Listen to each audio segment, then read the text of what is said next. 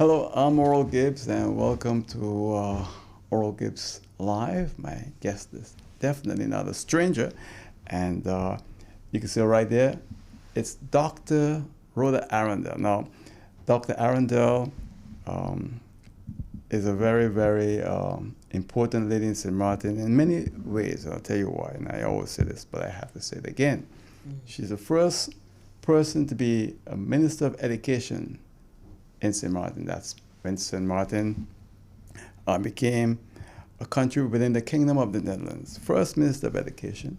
And that is, I think, very historic. I don't know what she thinks about it, but I think it's historic being the first, and it wasn't easy in those days. So, Dr. Arrindell, welcome to Oral Gibbs Live. Oh, good day to you and your viewers, your audience, wherever they are. Thanks for this opportunity. What do I think about that? Let me just say, you said as of 10-10-10, right? Because our previous minister would have been Linda Richardson, right? In the days of the Netherlands. That was the old Nelson Antilles, right. So, and then the good thing, what do I think about it? She's a linguist, right? And I'm a linguist. So it's kind of like you're following on the heels of, but the interesting thing about being the first, especially with education, it was a brand new ministry. Because remember, I think it was the April of that year, prior to 10-10-10, we had just gotten the ministry in St. Maarten. Because remember, it was centralized in Curacao until then. So basically, when I was coming in, you were inheriting brand new structures, right? Or the civil service corps has already been working with it, but it was kind of new still.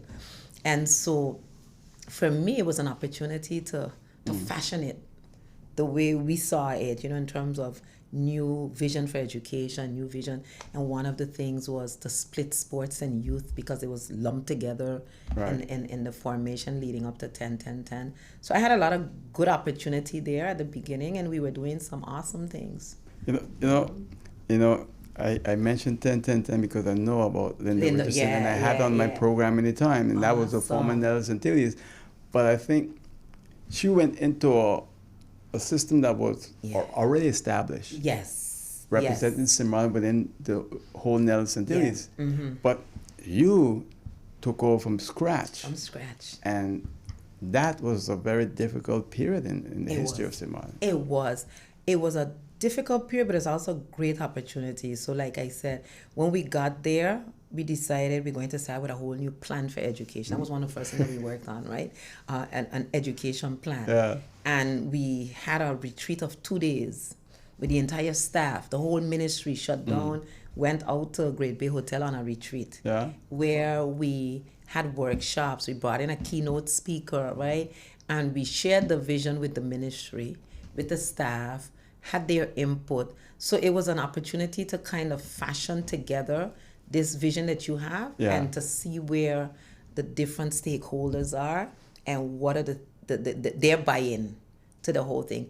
And then with sports, I remember us having a little fight with P&O. I think it was P&O that wasn't, or the department there that was P&O that didn't want us to separate sports from youth. And they were telling us about the formats. It had to be 2 years. And I was like, no, sports got to be separate from youth because they're two different things and they need equal attention, right? And especially sports at that time, right? And it was a struggle. The good thing is that in the Council of Ministers, we also had a lawyer, Roland Duncan, who was familiar with the structure in the Netherlands Antilles days, right? So I found myself relying on him a lot in terms of, what are my authority? How far can I push this thing? And he was, and I always say this, I look to him for guidance. So it was an opportunity to grow. It was an opportunity to grow. I guess when I look back and I think about that St. Maarten song, because really, I'm one of the few St. Maarteners who go out on a limb and saying, look, maybe it's a nice song, good intentions, but it's not the song for St. Maarten. And I know you took enormous hit from that because you wanted to have an anthem. I wanted an anthem. Right. But now that you bring that up, because now I hear the discussion going on again about, what if we change this? There are so many factors in that conversation, and what we wanted to do was trying to walk a straight line.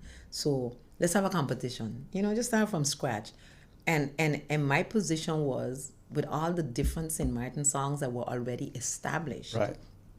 And with the opportunity for new, younger blood to also participate, let's have a competition, and anybody could submit whichever song that they thought should become the song, and let the people choose, let the people choose. And so to me, that would have been, the way to go. Some choose to make it political. Were you surprised with the backlash? Because in a way, I think a lot of people went against the whole idea. Well, the politicians spun it the way they needed. And they did it. No, a lot of them are actively gotten. And I have names. I remember I have newspaper. The good thing is you have newspaper articles about who said what, and they turned it into a circus.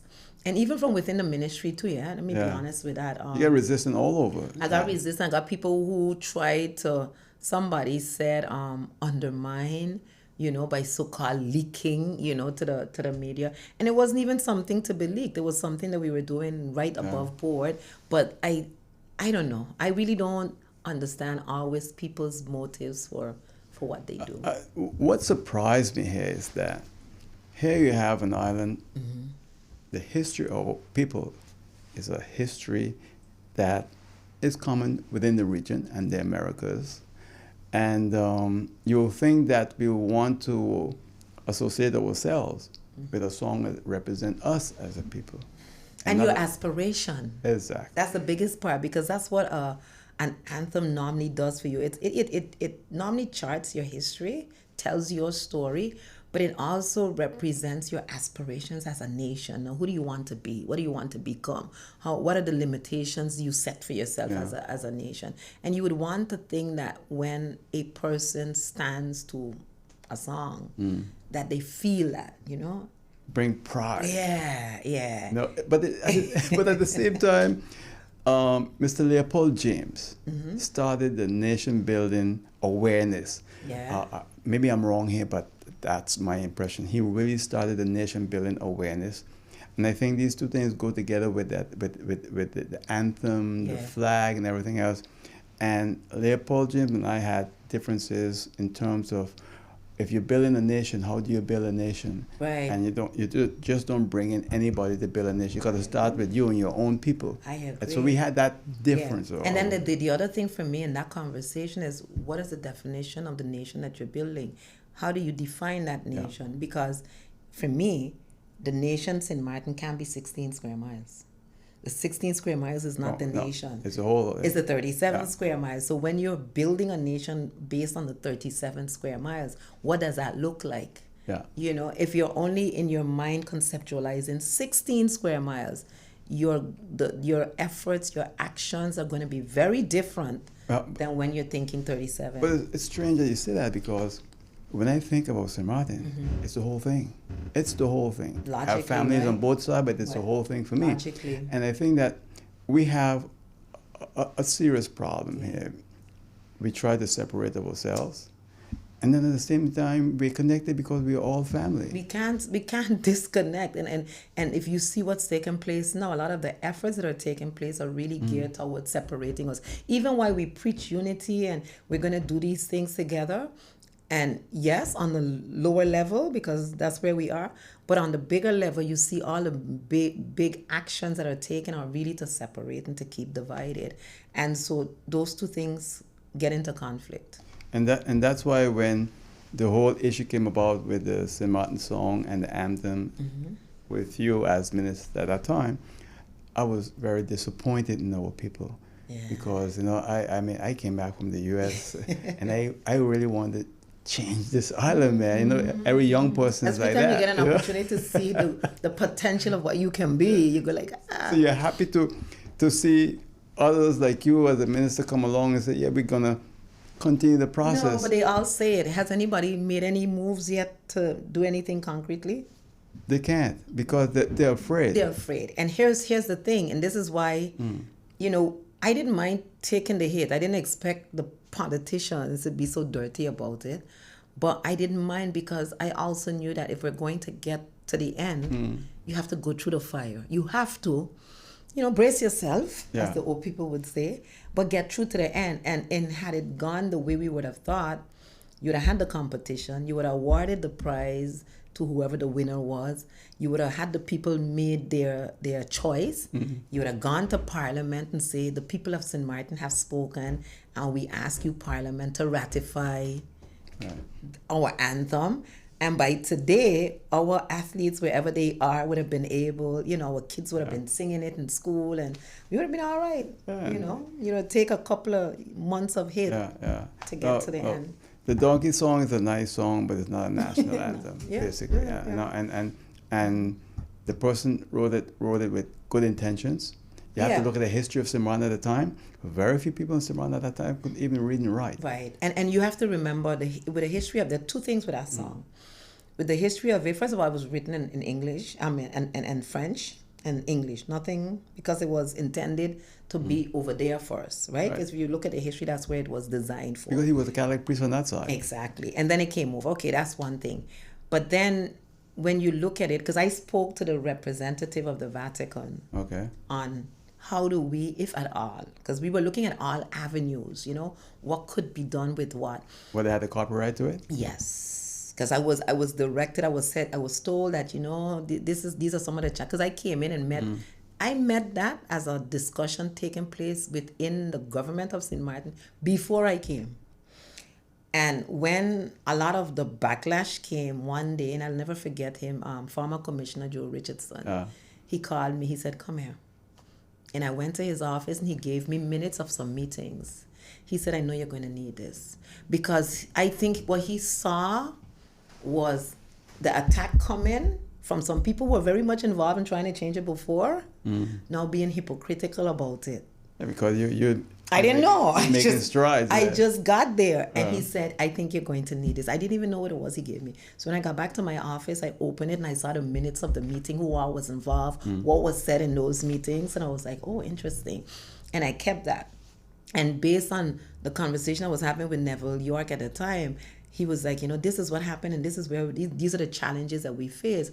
And so I reached out to the representative of the Vatican, who told me, he was like, as far as the Catholic Church is concerned, all the earthly remains of the priests belong to the church. And for me, that was it. Case closed.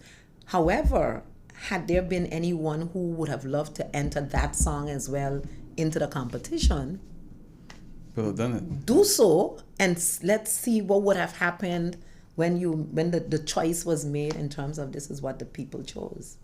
Yeah, so I don't see anybody making any strides. I hear them say a lot of things, but I don't see anybody making any strides to change anything. Well, in case you've just joined us, I'm Oral Gibbs here in Oral Gibbs Live. My guest is Dr. Arrindell. Dr. Arrindell is the first Minister of Education in the new structure of St. Maarten called a country within the Kingdom of the Netherlands, and that took place on the 10th of October 2010, and we're here speaking with her. I think we always like, here on this program, I like to acknowledge what people have done. Too often in St. Maarten, people hold key positions and we just forget all about it. We don't give them that respect of the office they have. There was a guy who was lieutenant governor, and when he left office, what he said to someone? The phone stopped ringing. Yeah. And he said, he felt so bad because no one called him anymore. Because you're not relevant anymore. And it's just, I'm glad you raised that. I remember when they threw down government in 2012, and we had to go, and now you're at home, and you were moving at such a high speed with the activities that you were doing, and now suddenly you're home in your house, and then one of my friends, I have good friends, I must say, the few friends that I have, they're really awesome. One sent, they would send messages to check up on you, see how you're doing.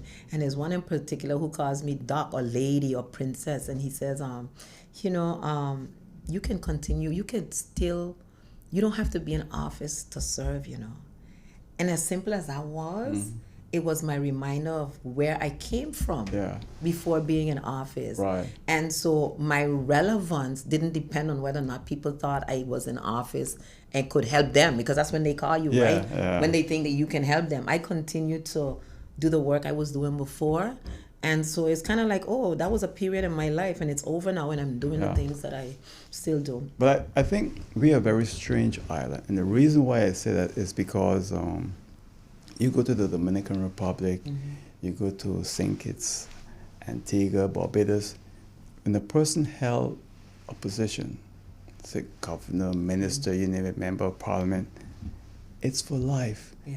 So wherever you go, you're acknowledged in that, and you're given the courtesy and the respect. Say, Maarten, you finish, you're gone. It has a negative and a positive side. Here's the positive side. Because we are not like, as a people, we are not like, I think Lasana refers to it as like celebrity struck, right? Oh yeah, that's true. We ain't got that, you know. Oral is oral, right? But Molly came in, they ignored it. Exactly, right? So we kind of like, oh, that's oral, you know? So when you're and you see how we call our politicians by their first name, Sarah, Theo, William, right? In a way, I like that, you know? It's nice in a way, yeah, it has its way. You just got to remember, I still refer to my previous MPs, the ones who previous and current, I still call them MPs. It's MP Grisha, MP, you know, because it's still the respect, but at the same time, I also understand that the culture, you know, we.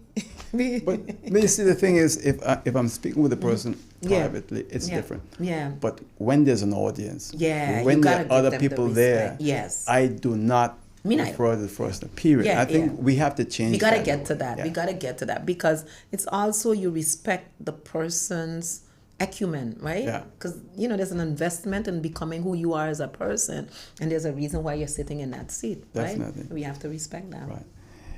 You're listening to us on Hot 99.9 FM radio. My guest is Dr. Arrindell. Dr. Arrindell is here to speak with me and Oral Gibbs Live, and it's always good to have her on the program.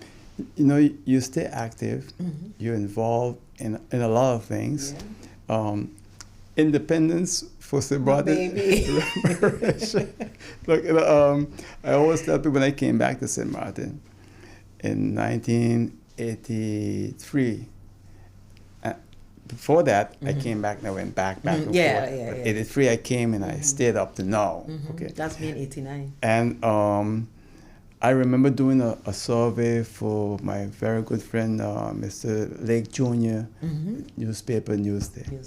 Went out, did all this interviewing, spoke with people, and so many black people from St. Maarten was very critical of the paper for one simple reason. They said, oh, every week there's something about Africa, we tired of this thing with Africa. And you'll think that we will be interested in that because, you know, the Jews, every day somewhere, the Jews are speaking about the Holocaust on television and on radio. And nobody complained that they're overdoing it. So here I was back, 83 young guy, and hearing this from people, I was surprised. And then people didn't want to do business with the paper or nothing like that.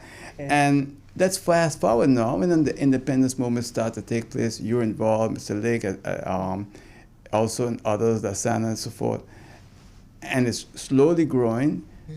But I see a danger where there's some people trying to hijack it for political reasons. And this is the first time I'm saying, using these terms, some people, politicians, trying to hijack it for political reasons.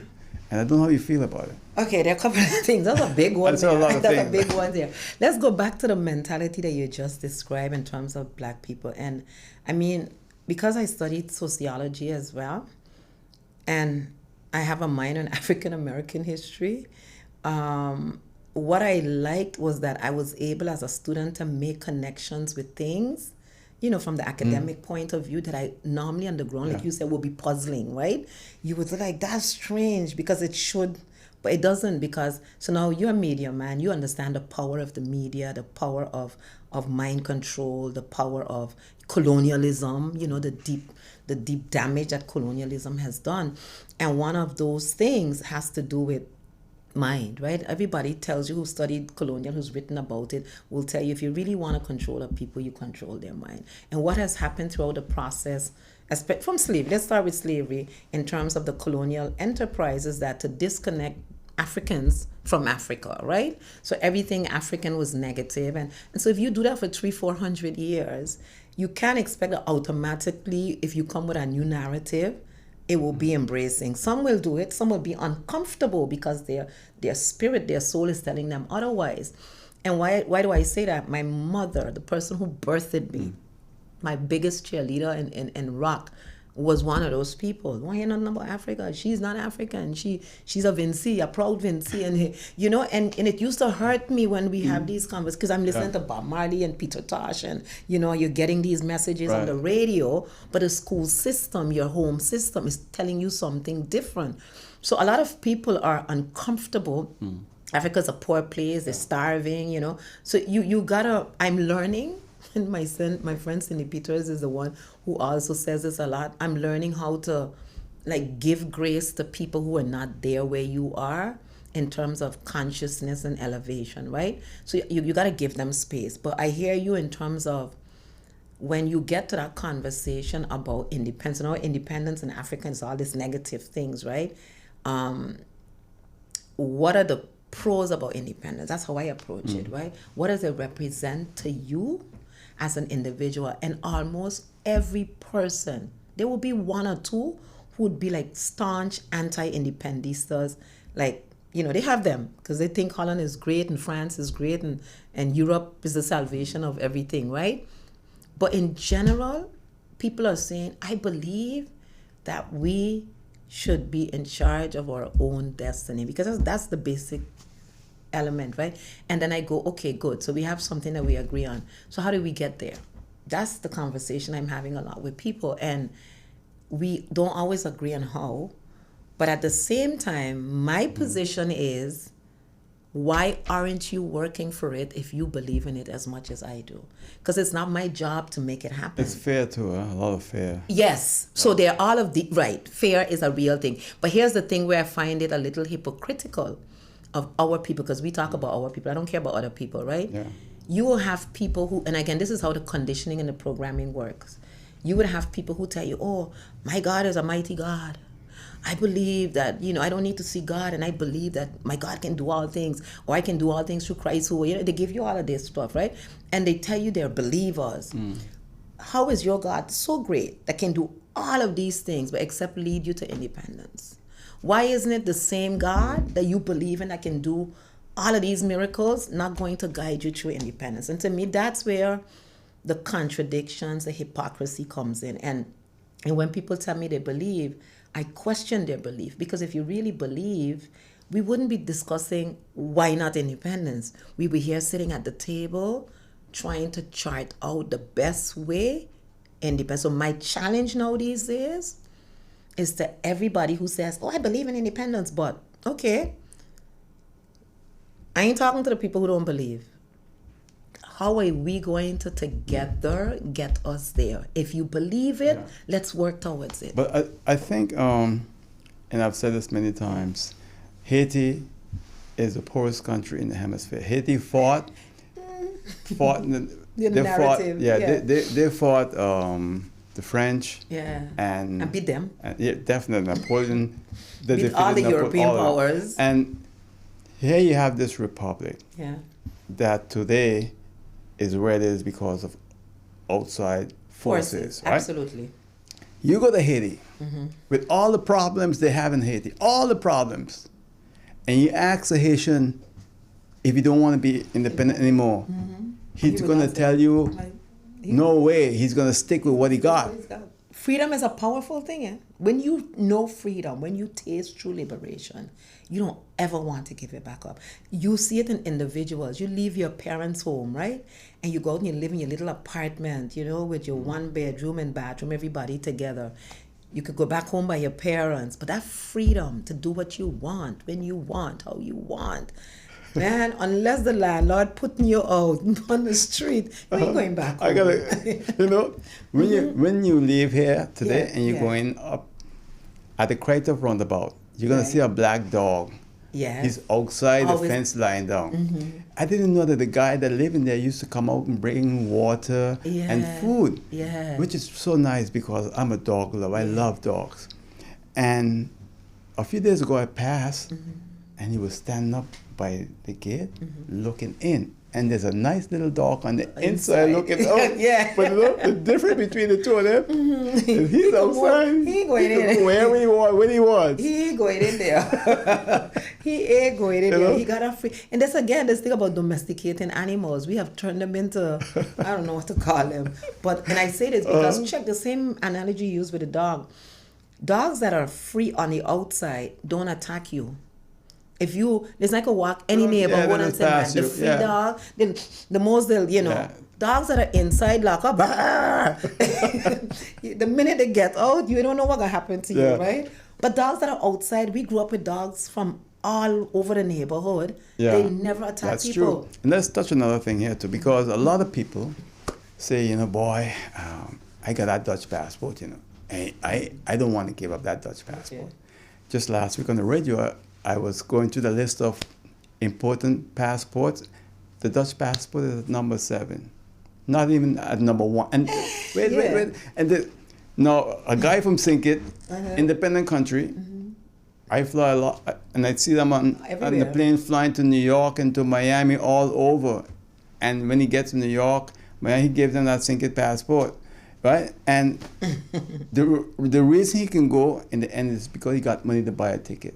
Doesn't matter, if you don't have money to travel, you can't travel. A lot of our people feel that I got a Dutch passport, I can go anywhere. Yeah, you can go anywhere you want to, but if you don't have the money, you still can't travel. But this is what I was talking to a brother in the Haitian organization. He was saying, and people would tell you that, he said half of them 20, 30 years, they ain't even nowhere to go with this passport.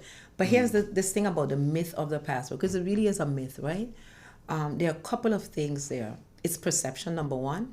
Depending on which organization is ranking the passports, they go differently, but they don't change too much. So different groups use different metrics and they come with different rankings. But at the end of the day, it's a document, like you said, to passport. Every country has one. The Ukrainians right now, with all that's going on over there, if they wanted to travel, the Ukrainian passport could get them through, right? So that's number one. But here's the thing about this Dutch passport, because I asked Van Huffelen when she was here, can you tell me, because she brought up the passport issue. Really? Yeah, because she asked for a meeting with us as one SXM. So in that meeting, that was brought up? Oh, she brought it up. She asked, why do you want to leave the kingdom? I was like, why do you want to keep us? But she asked about a passport, and I said, can you please tell me what your passport has that the Kititian passport doesn't have? Just humor me. Just give me one thing that is so intrinsic to this Dutchness of the passport that the Kititian passport doesn't have. Up to no answer. Eh? She skipped it. She went over this because there's no such thing. But here's the thing with passports and giving up of passports. Not every country in the world, like the Dutch are now doing, require you to give up another passport to get yours, to get theirs. Many countries, United States included, permit you to have multinationality, right? Yeah. So why would you, let's say St. Maarten becomes independent, right? And some people have this affinity to this Dutch passport. Keep it. But Holland, keep it. Holland that's up to you and Holland to work out, right? But you can keep it. On the French side, you don't have to give up anything to get the French passport. France, they may change because these things are really at their discretion to change. But the French are like, you can have 2, you can have 3. Most St. Martiners I know have access to 3, minimum 3 passports. And I'm having a conversation now with myself and my family. I can get my Sinkis, I could get St. Vincent. I may very well. Because to get a Vincentian passport, why wouldn't I have a Vincentian passport if I could get it? Why do I need if I wanted to do a French passport, why would I need another European passport? It's a passport. It's a document to get through the port. So if you get all caught up into this conversation about the strength of the passport, all passports, get you through the port. Okay, wherever you travel. You just may need a visa. Right. And in some cases, you could buy the visa right there on the airport. Exactly. But the thing is that when you look at what's going on, right, there's so many different negatives that are thrown in the air to scare people. And the scare tactics have worked. And that is unfortunate, because another thing is that people say, oh, I remember people bragging that we are one of the richest islands in the region. Well, really? Well, look at it now. We still are part of the Kingdom of the Netherlands. I had Dr. Petty here recently. Dr. Petty is the fourth vice president for social affairs on the French side. He said, French St. Maarten is the third poorest in the entire French Republic. Mm-hmm. St. Maarten in the kingdom, probably by now, I don't know, but there's a lot of poverty. There's a lot of poverty. So being a part of the kingdom, being a part of France, doesn't automatically exempt people from poverty. Right, and it's not just poverty, and this is why I want the debate on independence to really take place publicly. So the pros and the cons, because to me, it comes down to this conversation now for independence. Are you pro-independence or are you anti-independence? That's it. All that other stuff is political magic, right? Dr. Arrindell, hold that thought. Yes. We're going to come back. If you're pro, and all right? Yes. We're going to come right back in case you've just joined us on World Gives. This is Hot 99.9 FM radio station. We're speaking with Dr. Arrindell on Oral Gibbs Live. When we come back, we'll continue to speak with Dr. Arrindell right here on Oral Gibbs Live. Please stay with us. Make use of WIB mobile banking with easy access and direct usage of face recognition,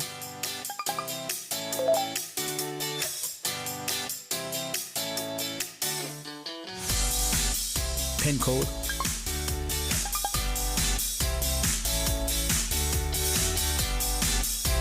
or fingerprint.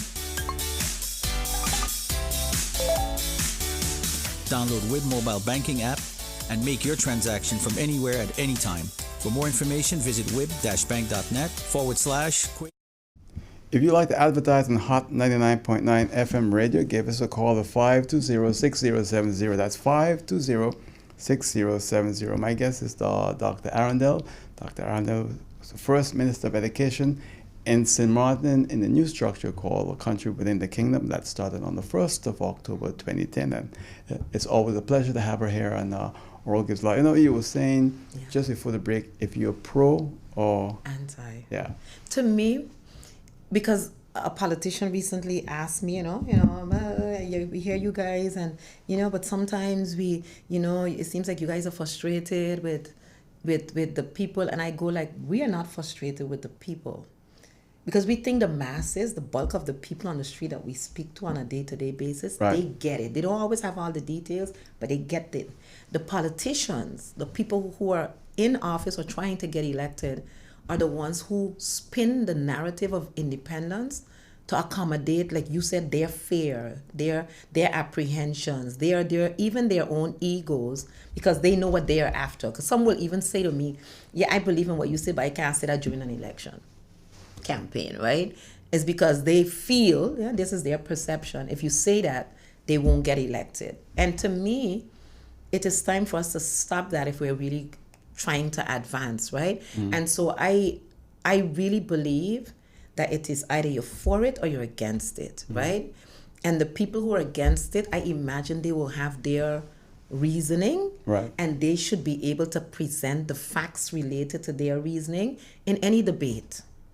The people who are for it ought to be able to do the same, right? Bring your facts to the people and let the people choose. If you are so confident in what you are saying, present this information to the public. And then let's have a referendum and let the referendum decide that whether or not St. Maarten people want to become independent or not.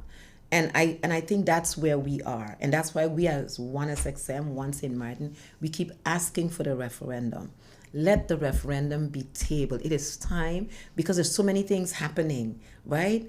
And you just mentioned poverty and being in the kingdom. It may or may not have any, it may or may not even be related, because in the kingdom there's poverty in the Netherlands, right? Big United States that you and I lived in, the most powerful country on the planet, has poverty, right? And so to me, poverty has nothing to do with being a king. But what I do know, there are no direct benefits for St. Maarten for remaining in the kingdom. When you look at the pros and the cons, what are the benefits? You're a member of this kingdom. You get hit with a disaster. What's the first thing that happens? You can't take aid from outside. You must go it this way. When you go it this way, what happens? You're strapped with loans. Loans that future generations will be forever paying back. The same model that the French did to Africa next 200, for the next years. 200 years. Haiti just finished, you mentioned Haiti earlier. Haiti just finished paying back a loan that they had to take to safeguard their liberty. Yeah. From the same people that they fought to get free from, right? It is the same template that all the European countries are using. Look at African countries that are independent and the currency that they use you for their interest in the region. They now have Bonaire and Saba, so they have these extraterritorial areas in the waters that they can claim. But look at what's happening to the people in Bonaire. They're replaced by Europeans for the most part. Their administration is commandeered by the Netherlands. The language of instruction in the school, which was Papiamento, so the Bonairean child can get an advantage in the education space, has been reversed to accommodate Europe so that the Europeans have the upper hand. Those are the things that serve their interest. What's happening in St. Martin? It's happening in St. Martin. As a matter of fact, I'm busy with my second book now, and I just covered the issue of language and the role that language is playing in this process. And all the research, all the study, all the actions that you see coming out are so that, and I'm taking a direct quote from our source, the promotion of Dutch language and Dutch culture. Nothing wrong with speaking Dutch. What is the St. Martin man benefiting in terms of his livelihood by being in the structure? And if you look at it, if you analyze it, you'll see it is not in his interest. So the St. Martin people have to take their destiny in their hands. You know, St. Martin people are being replaced. And we, the same St. Martin people, are helping the outsiders replace St. Martin people in their professional field, in the business field, and basically almost everywhere. And I say this, it's so painful, but I got to say it, because it looks like they're going to have a reservation for us somewhere in Dutch Quarter, Middle Region, somewhere, that people could just come by and drive by and see the last remaining St. Martiners on the reservation. Yeah. And I don't want that to happen. But the other day I was speaking to someone, and the person said to me, do you notice the areas where St. Martin people have the most land are the poorest? Yes. I didn't thought about that. Yes. As a matter of fact, I spoke to a business person, and he was like, you know, like you could get a loan, but when he told, you know, the institution where he was putting the business, he said no. Yes. And this is a true story. Yeah, because no, I believe you. And one of the things we talked about this in other areas too in sociology. Look at where the McDonald's are. There's certain things that must be in black and poor neighborhoods, and there's certain things that will never be in those neighborhoods. And who makes those decisions? We don't have the power to determine who gets a loan, where, and whatever. When you also look at this conversation that's taken place, and I am scared when I see what is coming out of this TWO, this working group. I am scared when I hear this mutual agreement that our government is going to sign this week with the Netherlands to replace the coho that nobody thought was good for St. Martin. But who do you think I blame? But I agree with you with the blame. I agree with you where the blame should be here. So, but I'm scared because the representative of the Netherlands are telling you to your face, nothing has changed where the coho is concerned in terms of content. What is changing is how, right? Content is not changing. So for you to still agree, if you read the reports, and this is the beautiful thing about the Netherlands and the Europeans in general, when you read, they tell you to your face what they're doing, you know. They tell you to your face what's happening. They strong arm you, they blackmail you, but they tell you. And so you now have to make the decision. And you know what our problem is? Yeah. We don't tell our people exactly what it is, because most of our people don't understand the Dutch language. Right. And those of us who know hold on to it, and they come with a whole different narrative, and it's really, really sickening our own people. I think St. Martin people should go to that TWO website, and you should read some of the reports already on there, and they already tell you. And here's the worst part of that. I have not yet heard, maybe it will come, a discussion in the parliament, which is the people's voice. That's why I said to you earlier, who is to blame? Know, about whether or not these things are good, should be allowed, we agree on here but not here, or whatever, that has not taken place. And so to me, it's just like when they did slotverklaring. You sign it, and then now the Netherlands is saying, okay, we're filling it in here, and then you get upset. You can't get upset. You agreed to this. So I blame slotverklaring, whoever accepted that then. I blame whatever went down for 10-10-10, and I'm blaming what's going on now. And I see it as we, this current generation of St. Martiners, putting future generation of St. Martin at a disadvantage in St. Martin. You know, it's so sad. And when you look at what's happening, I don't know, because we have a parliament made up of 15 members. And this is a unique parliament because it's a parliament with so many independent opposition members in the parliament. And I hold them accountable. I don't hold the council of ministers, I hold parliament accountable for not doing what they're supposed to do. And I believe it's time to tell this government, either you come to the people, let us know what happened, or we're gonna just replace you.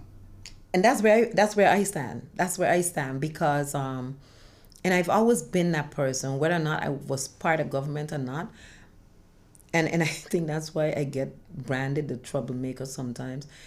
If you cannot do it only for the people, if it's always about self-preservation, I really don't. And I'm not trying to say that, I'm a good politician, because in order to be in politics, you have to be good at the craft, right? But let's be honest with ourselves. Are you focused only on the short term in the next election, or are you looking at the bigger picture in terms of a future, right? The next 10 years, the next 20 years. And to me, that's where the focus should be in every aspiring politician.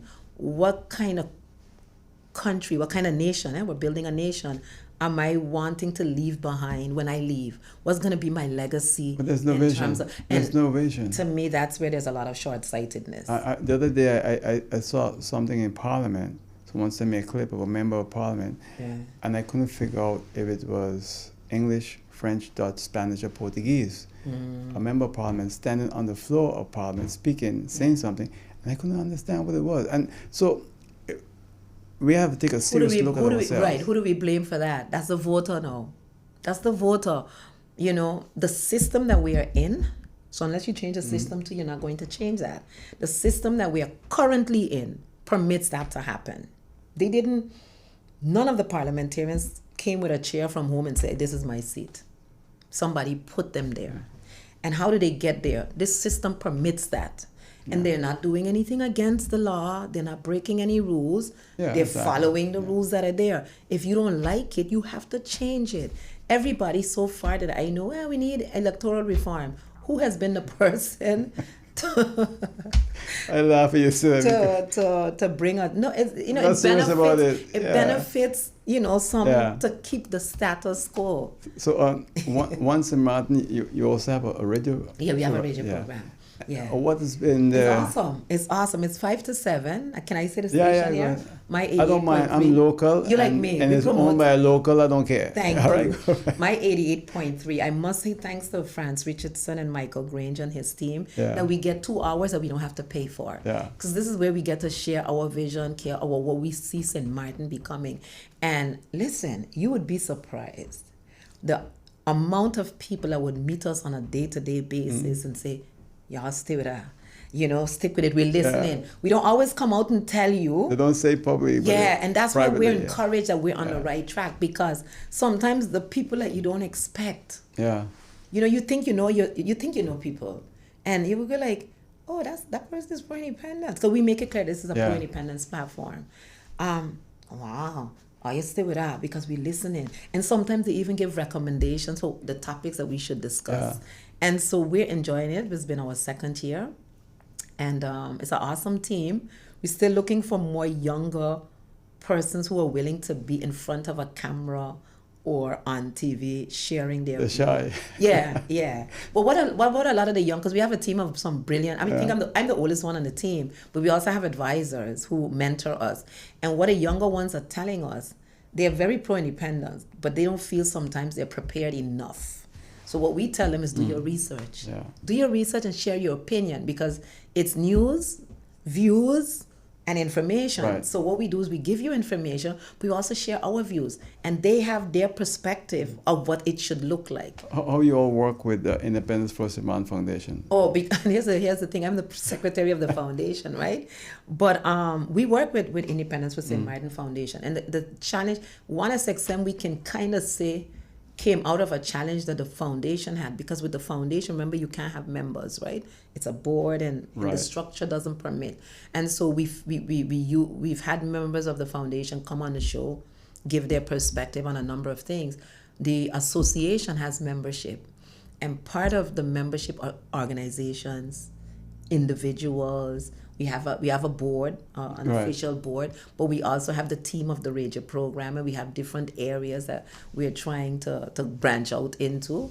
And it's awesome. It's really awesome working with that team. It's quite interesting how we have evolved. Yeah. Because, as I say, Mr. Junior Lake Jr., going back his father, Lasan, and everyone, it's been a struggle. And when I look back with my television program over the years, and people would not want to do business with you because of your position and so forth, that hasn't changed. It still remains the like same. I'm a target, right?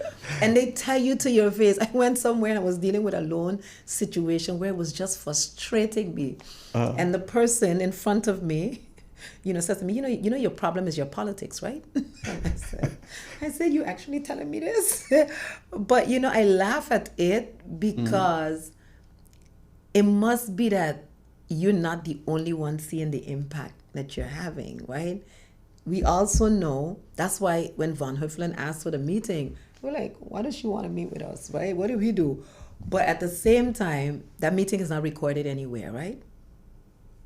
No recorded? It didn't take place. But we know it took place, right? And we know what was said at the meeting. And that and some other movements that you see kind of make you go like, because they too are hearing what we are hearing on the ground. And this is why we are insistent on the referendum. Bring the referendum.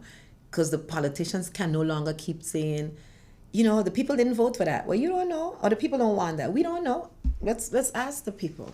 Yeah. Let's go and ask the people. What about reparations? There's a whole new discussion in the region about it. Well, in St. Maarten, reparations are a very old discussion in the region. St. Maarten, it is new. When I was growing up, it was the Rastafari movement that was leading the conversation. You would always hear... But you know what happened to them in the early days too. Right? But they were the ones leading the conversation, the movement, right? And you had the Bob Marley singing about, again, and Peter Tosh and all of these other conscious persons. When I went to college, again, in my African American studies class, it was a conversation that, United States, the blacks were asking for this. What has happened in the Caribbean region was that the academics picked it up as an issue. So when you get Sir Hilary Beckles and some of the others like Vereen Shepherd and Dr. Hilary Brown and Dorbino Mard in Antigua, after CARICOM, I think it was in 2014, I can't remember the year, that the heads of government, this is important, that CARICOM heads of government said, listen, we are going to go back or to our individual spaces with this mandate that we are going to create these reparations commissions. So it's coming out now from the grassroots of the Rastafari movement. It gets to the academic circle, it gets discussed globally, and then the heads of government now decide we are going to take it a step further. And so you have official reparations commissions in these different CARICOM countries that's funded by government, and then they go after the issue as a block, but also with the rest of the global world. St. Maarten is finally getting into the conversation because of this apology thing and some of these other things.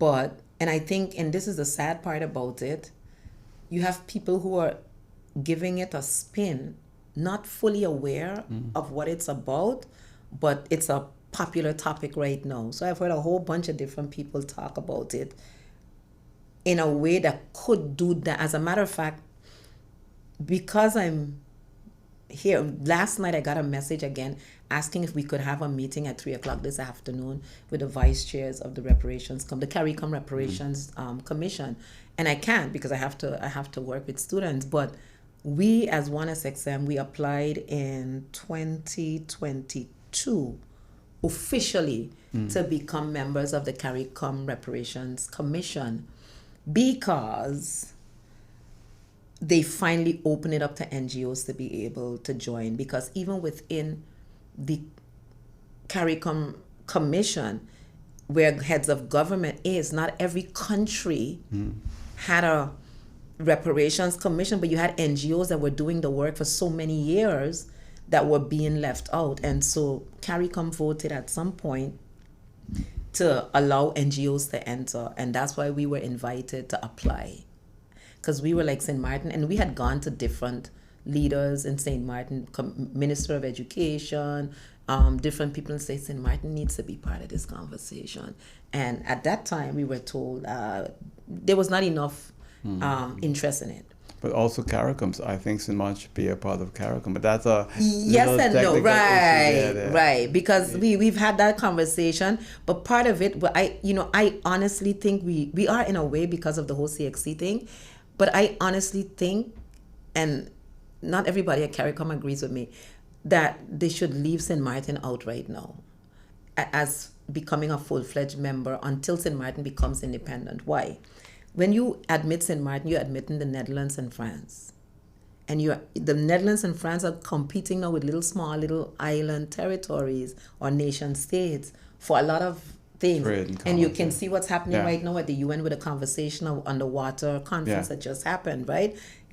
We are there too, because Sabre Station, Bonaire, and then, not Anguilla, but let's say Barbados or Antigua is now competing against, or their interest is going up against the Netherlands' interest, not Sabre's interest, not Statia's interest, but a Netherlands' interest against Bar.